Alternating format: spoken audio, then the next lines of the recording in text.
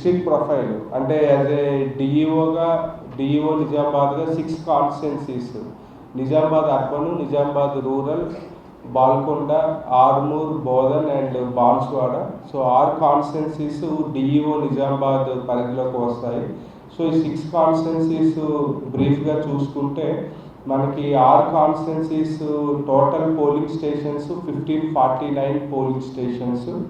So దాంట్లో total electors చూసుకుంటే 14,11,373. So 14,11,373 voters ఉన్నారు.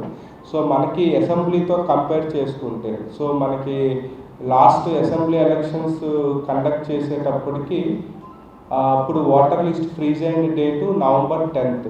సో November 10th మనకి ఫ్రీజ్ అయింది. సో జనరల్గా మనకి ఓటర్ లిస్ట్లో ఫైనల్గా Form 6 అవి మనకి నామినేషన్స్ లాస్ట్ డే వరకు ఉంటుంది కాబట్టి, సో అప్పుడు November 10th cut off date చూసుకుంటే సో 13,94,986 ఓటర్స్ ఉండేవాళ్ళు. సో నెట్ ఇంక్రీజ్ మనకి 16,387.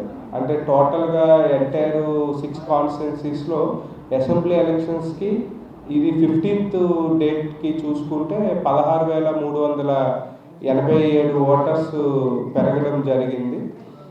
సో అదేవిధంగా మనకి ఎడిషన్స్ డిలీషన్స్ చూసుకుంటే ఎడిషన్స్ 3.62% జరిగింది and deletions 2.45%. So net increase అనేది 1.17% జరిగింది.